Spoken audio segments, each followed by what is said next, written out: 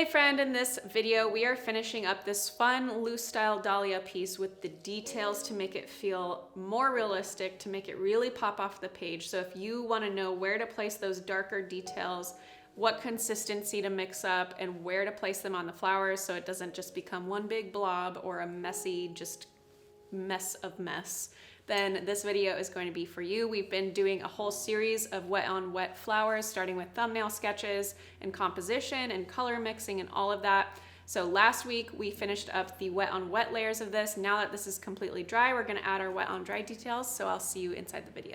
Okay, so now that all of our wet on wet details are dry, we're just gonna add elements of contrast to really make a lot of this congestion pop and feel separate and more like individual.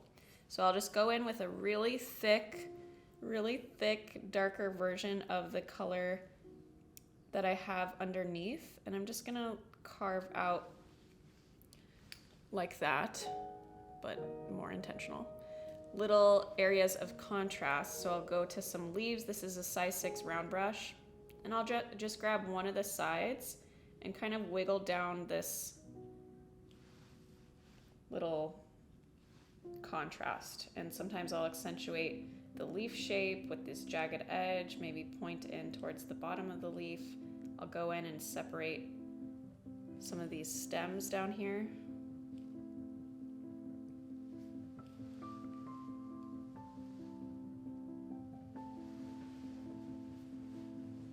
You could even just go on the outside of a leaf with an outline on one of the sides. Try and be consistent with the side that you choose too. So if I'm doing the left side on most of my leaves, I'll want to choose that same side for all of my leaves. I'm just adding in those little areas of contrast to separate where I see some stems overlapping, and maybe I can separate one stem into two.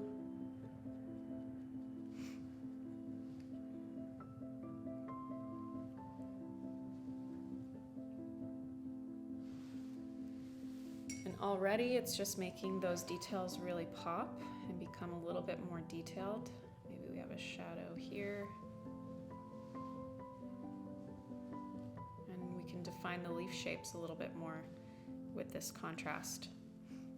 Some of the contrast is just little dots. Some of it is a little bit more than just a couple dots. Maybe I'm outlining this petal edge right here on this leaf to define that a little bit more.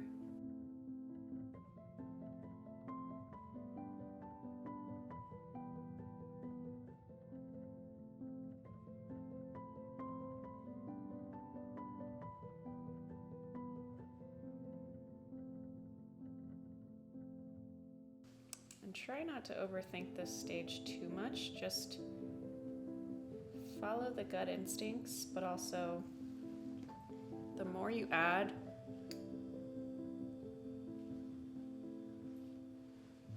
to it, the more it starts to fill in and make sense. So if you're not liking the way something is looking on a particular leaf or petal, just keep going on other ones and it'll start to fill it in and make it less obvious looking.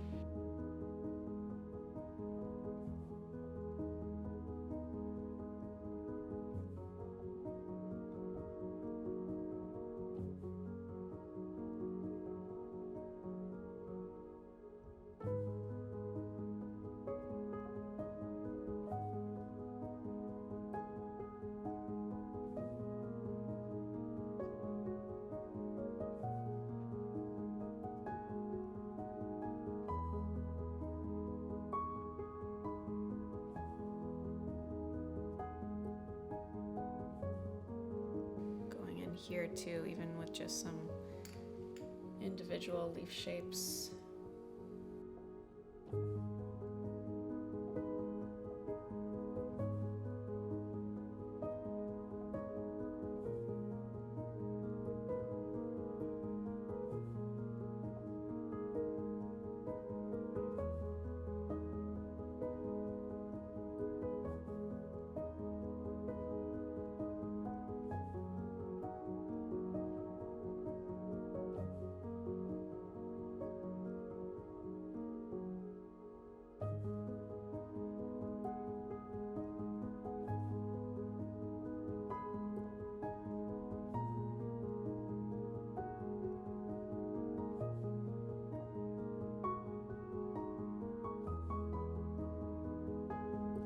These wet on dry layers are also really helpful for if you don't like a certain spot from your first layers, to then cover it up or add a detail that makes it less distracting.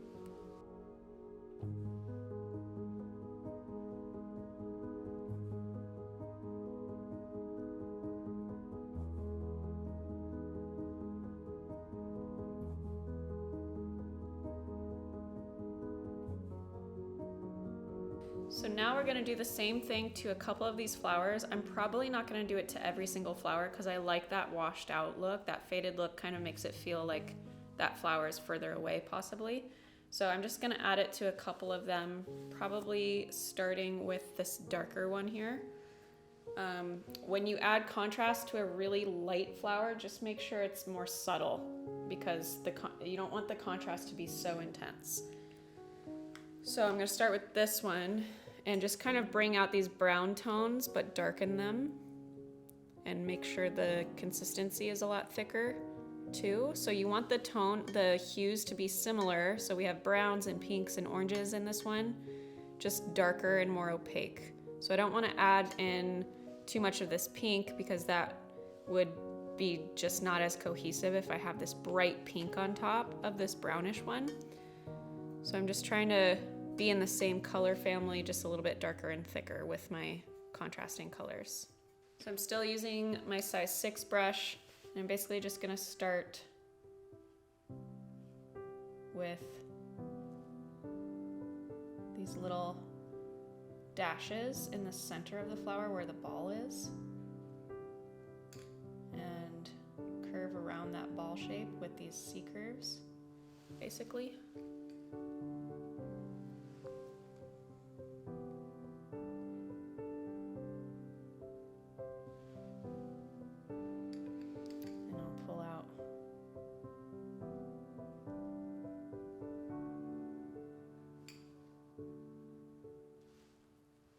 Little thin wiggly lines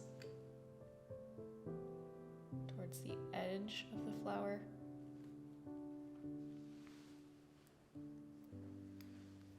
And then make these dashes a little bit longer. And then they start to fall away.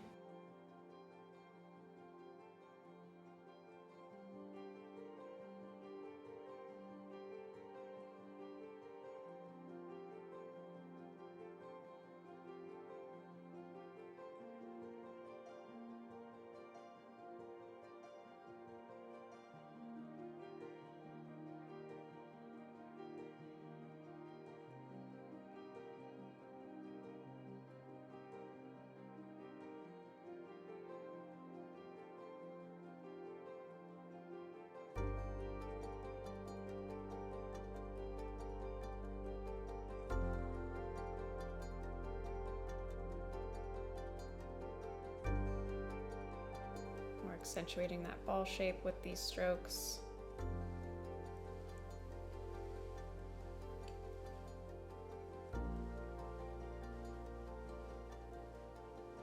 And then it starts to fall out.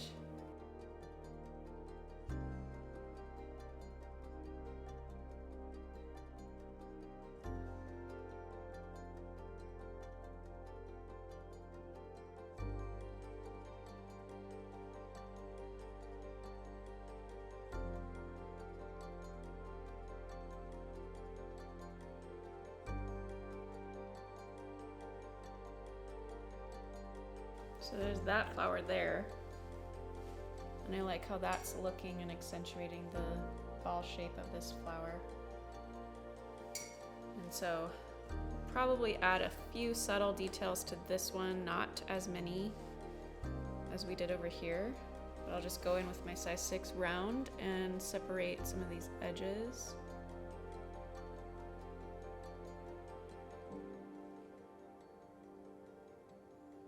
Individual petals like so.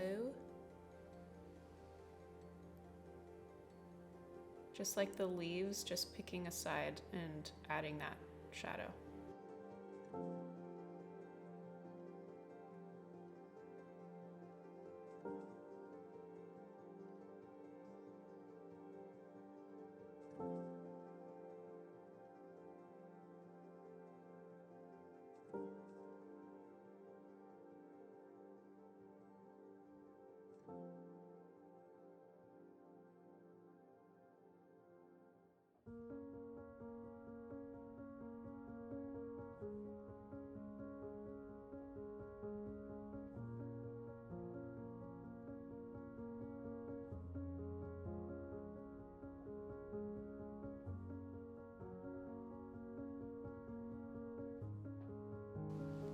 And so for these down in here, I'm just taking out the top edge of these petals, basically, which are these long stretched out C curves.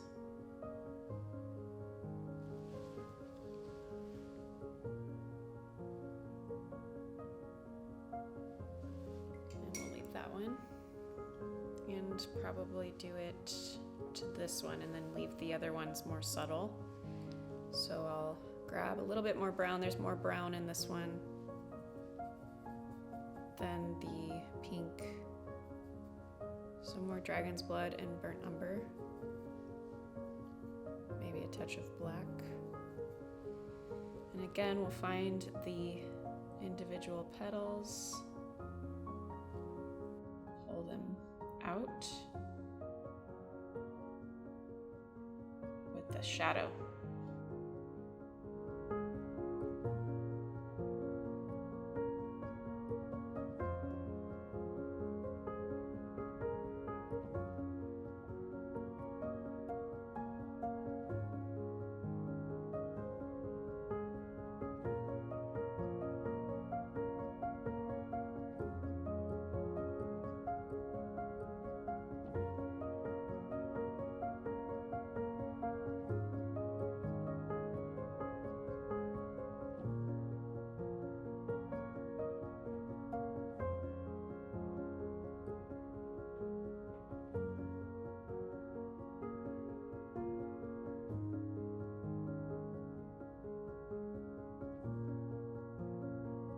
Just leave that one there probably. And then a couple more touches of our darker green.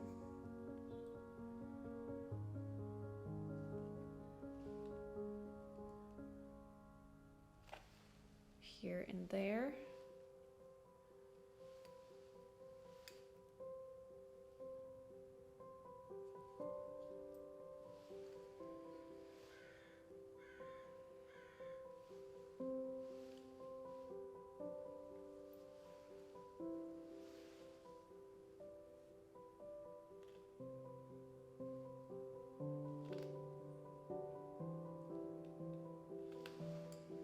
And voila.